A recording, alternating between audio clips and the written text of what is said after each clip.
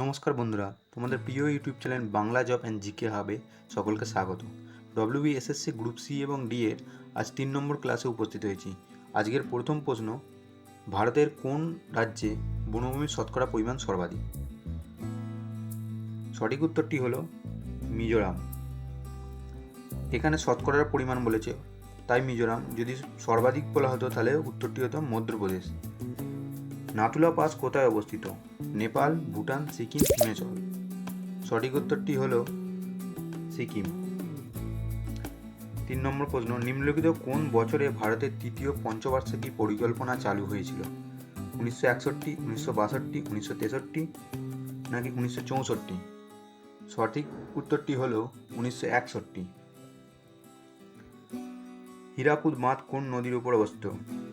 এই প্রশ্নটি পশ্চিমবঙ্গে বিভিন্ন পরীক্ষায় বারবার এসেছে। সঠিক উত্তরটি হলো মহানদী। বর্তমান ইসরোর চেয়ারম্যানের নাম কি? Option A S Somnath, B K Sivan, C V Narayan, D A K Mohanty.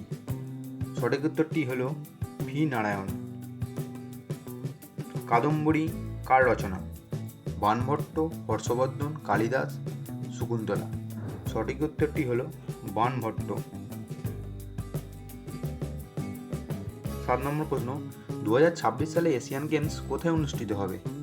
এটি কারেন্ট অ্যাফেয়ার্সের একটি question. Japan, Australia, America, Russia. সঠিক উত্তরটি হলো জাপান।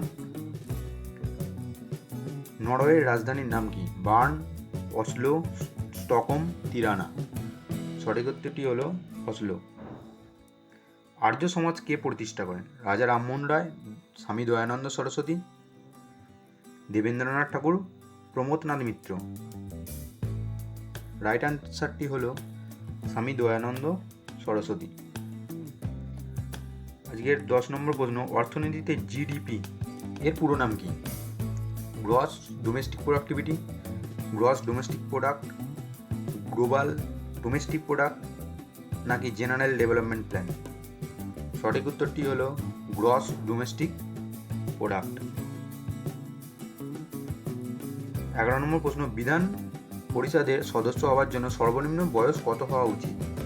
21 বছর, 25 বছর, 30 বছর, 35 বছর। রাইট অ্যান্সারটি হলো অপশান সি, 30 বছর। জিএসটি ভারতে প্রবর্তন করেন কোন অর্থমন্ত্রী? অরুণ জেটলি, মনমোহন সিং, প্রণব মুখার্জি, নির্মলা সীতারামন। রাইট অ্যান্সারটি হলো option A, Arun Jaitley. Vitamin C এর রাসায়নিক নাম কি? ক্যালসিফেরল, রেটিনল, অ্যাসকর্বিক অ্যাসিড নাকি টোকোফেরল? রাইট অ্যান্সারটি হলো অ্যাসকর্বিক অ্যাসিড।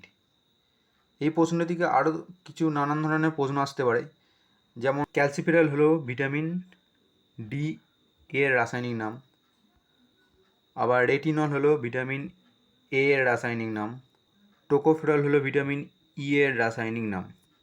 এছাড়াও ভিটামিন সি এর অভাবে স্কারবি রোগ হয়, এটা আমাদের জেনে রাখা প্রয়োজন। এই ভিটামিন সংক্রান্ত গুরুত্বপূর্ণ প্রশ্ন বিভিন্ন চাকরির পরীক্ষায় বারবার এসেছে। আজকে 14 নম্বর প্রশ্নটি হলো, নিচের কোনটি রবীন্দ্রনাথ ঠাকুরের কাব্যগ্রন্থ নয়? এটি খুব ভালো প্রশ্ন একটি। সোনার শেষের কবিতা, চৈতালি, গীতাঞ্জলি। সোনার চৈতালি এবং গীতাঞ্জলি এই তিনটি কাব্যগ্রন্থ, কিন্তু শেষের কবিতা এটি কাব্যগ্রন্থ নয়, এটি একটি উপন্যাস। রাশিয়ার মুদ্রার নাম কি? রিয়াল, রুবেল, কিনা, ইউরো। সঠিক উত্তরটি হলো রুবেল। টেলিস্কোপের আবিষ্কারক হলেন কোপারনিকাস, আর্যভট্ট, গ্যালিলিও, কেপলার। এটা আমরা মোটামুটি সবাই জানি। সঠিক উত্তরটি হলো গ্যালিলিও। ওজন দিবস পালিত হয় কবে? 16ই মার্চ, 5ই জুন, 16ই সেপ্টেম্বর নাকি 16ই নভেম্বর? সঠিক উত্তরটি হলো 16ই সেপ্টেম্বর। এছাড়া 5ই জুন বিশ্ব পরিবেশ দিবস হিসেবে পালিত করা হয়।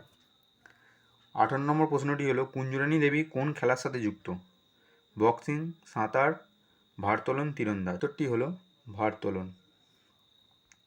19 নম্বর প্রশ্ন, নিম্নলিখিত কোনটি পশ্চিমবঙ্গের অর্থাৎ ডেনমার্কের উপনিবেশ ছিল? চুঁচুড়া, ব্যারাকপুর, চন্দননগর নাকি শ্রীরামপুর? সঠিক উত্তরটি হলো শ্রীরামপুর। আজকের শেষ প্রশ্ন, কোন বছর কন্যাশ্রী প্রকল্প চালু হয়? এটি পশ্চিমবঙ্গের যে কোনো চাকরির পরীক্ষার জন্য খুবই গুরুত্বপূর্ণ প্রশ্ন। এটি তোমাদের আজকে হোমওয়ার্ক থাকবে, এটি তোমরা অবশ্যই কমেন্টে জানাও। আর ভিডিও যদি ভালো লেগে থাকে অবশ্যই লাইক এবং কমেন্ট করো। আর কী ধরনের ভিডিও চাইছো সেটা তোমরা কমেন্টে অবশ্যই জানাও।